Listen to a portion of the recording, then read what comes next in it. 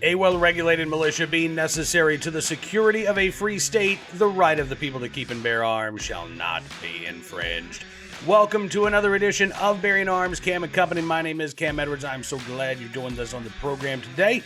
Hopefully you had a fantastic weekend and are ready for a busy week, because we've got one in store for us. I'm telling you, we've got, a constitutional carry on the move in the Hoosier state of Pennsylvania, where the State House expected to approve constitutional carry today. They have not cast that vote when I sat down to start recording this, but by the time you watch it, they may very well have. We've also got constitutional carry in Ohio that is still making progress. We're starting to see some work on constitutional carry in Alabama and in Georgia as well. So, yeah, we've got a lot of things that we're keeping our eyes on now that the legislature is back at work. Still looking at Florida, too, for constitutional carry, although we have not seen a hearing scheduled for constitutional carry legislation. But with Governor Ron DeSantis saying that he is supportive of it, I feel pretty good that that bill is at least going to get a full hearing. Now, whether or not we can convince some reluctant Republicans to go along is another story, but we'll be talking about that in the days and weeks ahead. Meanwhile, today we're going to be talking about something that's going on in a blue state, because it's not all good news for gun owners. I wish it was. I wish it was nothing but constitutional carry. We're talking about getting rid of fees and getting rid of waiting periods and getting rid of all that. No. In most states, yes. In most states, I think we're trending in the right direction, but not in every state. And one of the things that gun control activists are trying to do, I mean, look, they want to ban our guns, right? They want to start with the modern sporting rifles. They want to go after our magazines. If they could, they'd love to overturn Heller and then go after our handguns. But right now, they're focusing on the evil, quote unquote, assault weapons, the high capacity magazines. But they're also trying to put in place other infringements on our right to keep and bear arms, right? Red flag laws, waiting periods, and permit to purchase. Yeah, pistol purchase permits. Big fans, the gun control movement is, of pistol purchase permits. They fought hard and were successful at keeping a pistol purchase permit law on the books in the state of North Carolina last year. This is a law that's been around since the Jim Crow era, was designed to prevent, those undesirables from carrying around a handgun, even though they weren't prohibited by law from doing so, but they could be prohibited because a sheriff just feels like, well, I don't think they're suitable. I don't like these laws. I think they need to go off the books. I think they should have already been taken off the books. But unfortunately, in about 12 states, we still have pistol purchase permits that are still there in statute, still require gun owners to go with their hat in hand to the issuing authority and say, please, sir, may I exercise my Second Amendment rights? And the gun control lobby isn't happy with the fact that only a dozen states have these laws. They want to put them on the books wherever they can. And one place they are eyeing very closely is the state of Delaware, where a permit to purchase law has been introduced. It is currently a live bill in the legislature. And the Center for American Progress has a piece out today claiming that Delaware will benefit from a permit to purchase law. Now, the Center for American Progress says correctly that Delaware already has a lot of gun control bills. They have a universal background check law, for example, which means, by the way, that before anybody can legally acquire a firearm, they already have to go through a background check, right? Already, before they can legally acquire a handgun, a rifle, a shotgun, they already have to go through a background check, whether they're buying that gun at a gun store or they're buying that gun from their neighbor. They're supposed to go through a background check, which should, you would think, eliminate the need for a pistol purchase permit, since the buyer of any pistol is already going through a background check before they can purchase it. But again, not enough for the gun control activists. No. Doesn't matter they got red flag laws. Doesn't matter that they've got, it shall issue concealed carry. But it's, a lot of training requirements and things of that nature. In fact, the gun control laws are so extensive in the state of Delaware that the Center for American Progress notes that the state has received a B rating from Giffords. Yeah. And that means, listen, if you're above average for Giffords, you are below average in respecting the right to keep and bear arms. But as the Center for American Progress writes, while these actions and gun laws are stronger than those found in many states, Delaware has opportunities to further protect its residents from gun violence, including by passing SB 3 and implementing that permit to purchase licensing system. The Senate bill, they say, would require anyone wishing to purchase a handgun to first obtain a permit that entails fingerprinting, as well as basic live firearm training and safety training. That's right. Before you could own a handgun, and this, by the way, is different from a lot of pistol purchase permit requirements found in other states, which are already onerous enough. But this one proposed in Delaware would require you to undertake a state-mandated training course before you could lawfully possess a handgun. Now, here's the problem with this.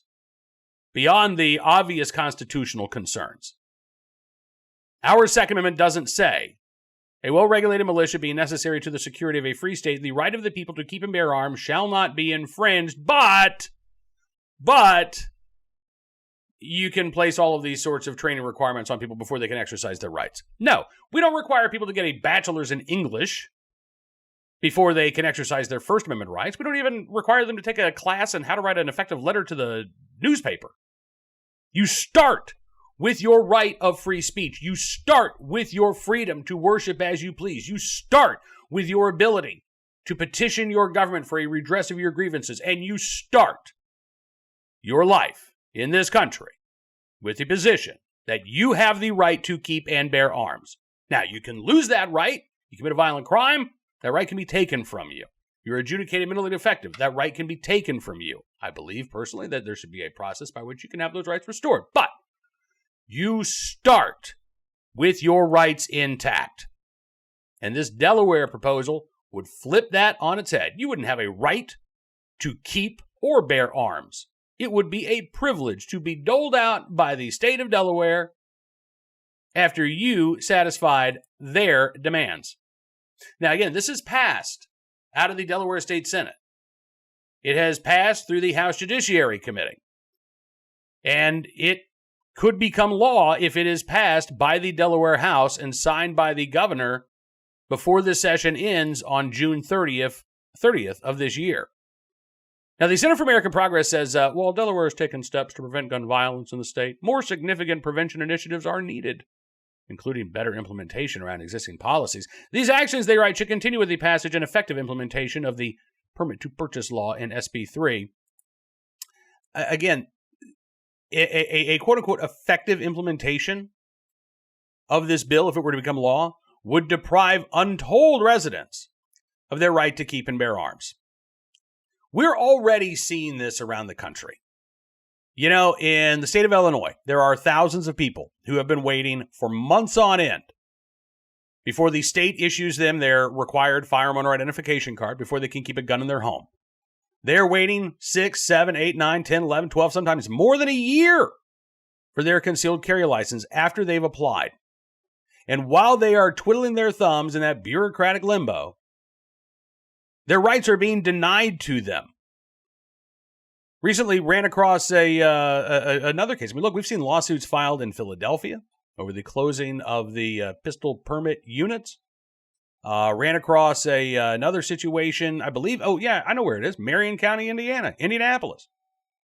Where Indianapolis, I mean, look, Indiana's a shall issue state. And in fact, Indiana changed their law last year so that they removed all of the fees associated with applying for a carry license, which is great. But you still have to apply. And in Marion County, which is the state's most populated county, if you want to apply for your concealed carry license today, you call up the Metropolitan Police Department and you say, I would like to schedule an appointment so I can come in and drop off my application. And as of last week, they were telling potential applicants, okay, we'll see you in June. In June. 6 months from now. So we are already seeing this around the country where people are being denied their constitutionally protected rights because of these licensing systems. And if the state can't meet its burden, if the state can't process these license applications within 30 days, nothing happens to the state. Nobody from the Illinois State Police, nobody from the Marion County Sheriff's Department or the Indianapolis Metropolitan Police Department are in any trouble whatsoever for taking their sweet time and processing these applications. But if you or I or another new gun owner were to carry a firearm, or in some cases even possess a gun in their home without these permission slips, do you think the state's going to cut them a break because the state couldn't uphold its end of the law? No. Which brings us to Delaware, a small state that doesn't have a lot of ranges, doesn't have a lot of firearms instructors, probably doesn't have a lot of spare ammunition too.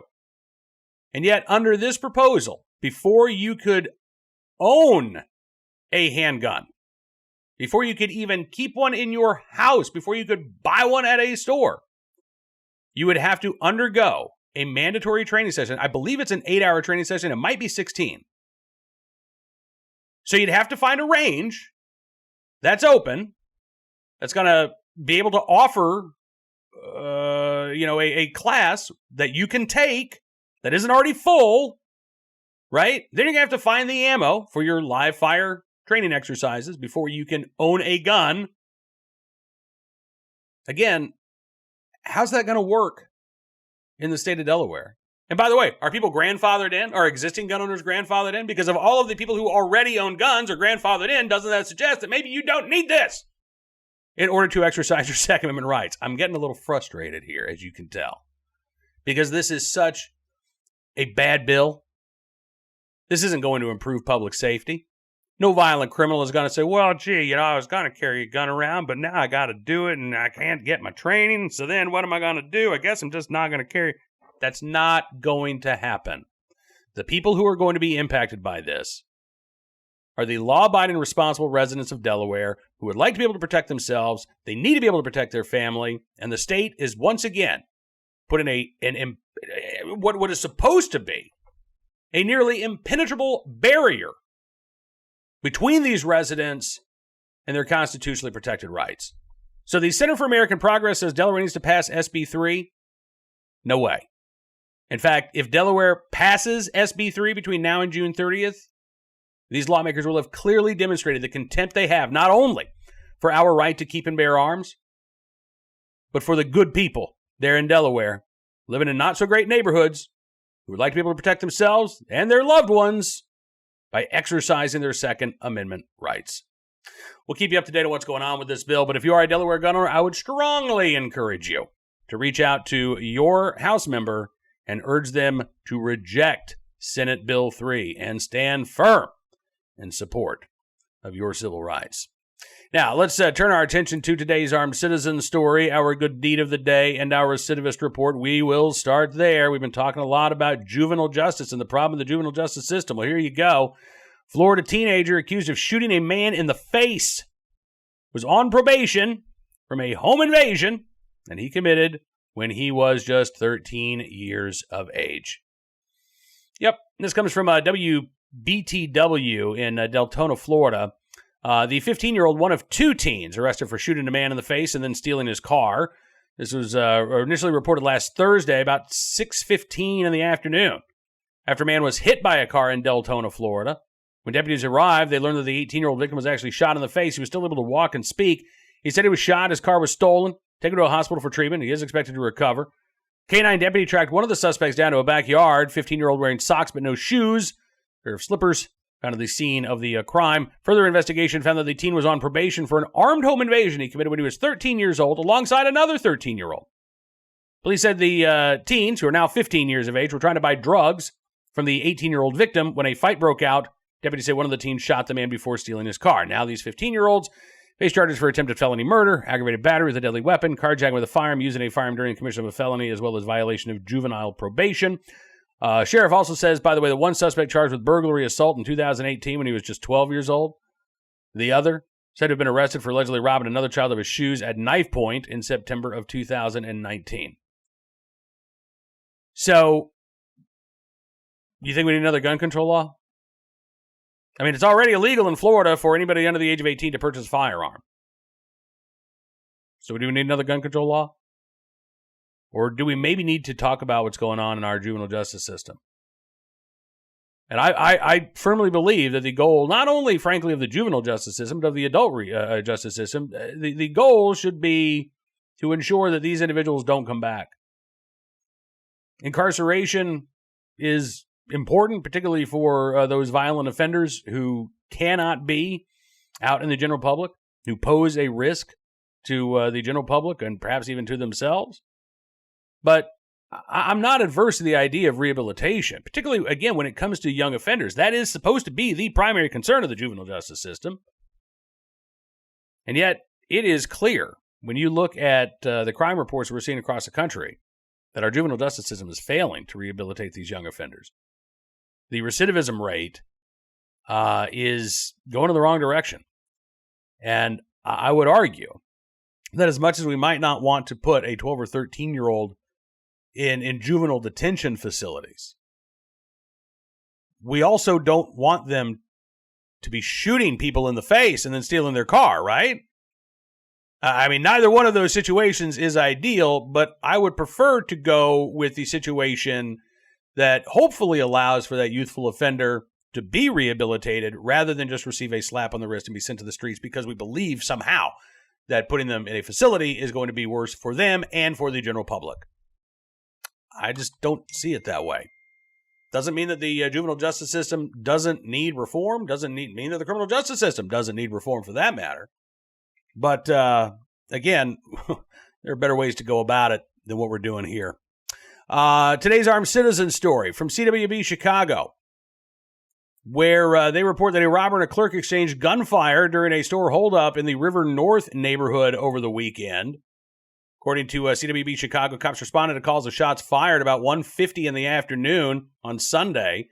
A Chicago police spokesperson said an armed robber pulled out a gun inside the store. An employee also pulled out a gun. An exchange of gunfire between the victim and the offender. Police, by the way, say the offender got away, and they believe he's actually responsible for at least 2 other robberies committed later that same afternoon. Yeah. The store clerk, by the way, last report anyway, not expected to be facing any charges, but we'll keep our eyes open for any more details that emerge from that story. And finally today, our good deed of the day, Oshkosh, Wisconsin, where police in the right place at the right time, willing and able to do the right thing to help a young man better himself. Austin Larson showed up at the Oshkosh Police Department recently looking for some guidance. And according to Officer Kate Mann, she says, we began talking with Austin, building that rapport with him, learning more about his background. He advised us that he had graduated from high school a couple of years ago, and he has spent many of his years in childhood growing up in foster care. They learned that he had aged out of the foster care system and that he was now homeless. Since October, he's been living in a warming shelter there in Oshkosh, but it's only a place to sleep. He has no place to go, no place to be, rather, during the day. He has no car. He spends a lot of time inside the library because it's warm there. He has been job searching. He actually got an interview for a job with the State Department of Corrections. He would like to be a law enforcement officer. And the officers there in Oshkosh say they want him to be successful as well. So one of the things that they did for Mr. Larson is using the department's Police Lights for Christmas program. They actually bought him some taxi vouchers and some job interview clothes. Larson says it's good to know that there's still good people out there. He said, I've never had a bad encounter with an officer myself. They're great people. He said, again, you know, it means the world to him. Officer a man said, I'm really hopeful that he can get this job. We can maybe assist in locating an apartment for him. Larson had that interview last week. He is expecting and hoping to learn the results of that interview this week. So if you're the praying kind, say a prayer for Austin Larson, 20 years old. And hopefully getting to transition from homeless to a correctional officer with a career path ahead of him. And to those members of the Oshkosh Police Department who trying to help Austin out, we thank you for your very good deed. That is going to do it for this edition of Bearing Arms Cam & Company. I want to thank you for being a part of the program as always. Don't forget to check out BearingArms.com throughout the day for even more of the latest Second Amendment news and information throughout the nation. If you like what you see, you can also become a VIP subscriber. Just use the promo code GUNRIGHTS when you go to BearingArms.com/subscribe. You'll get exclusive analysis, commentary, news stories you won't find anywhere else, but we really do appreciate your support for the independent pro-Second Amendment journalism that we do at BearingArms.com. It means a lot to us. And I'm looking forward to being back with you tomorrow with even more of the news and information you need to know about when it comes to your right to keep and bear arms. Until we talk again, be well, be safe, and be free.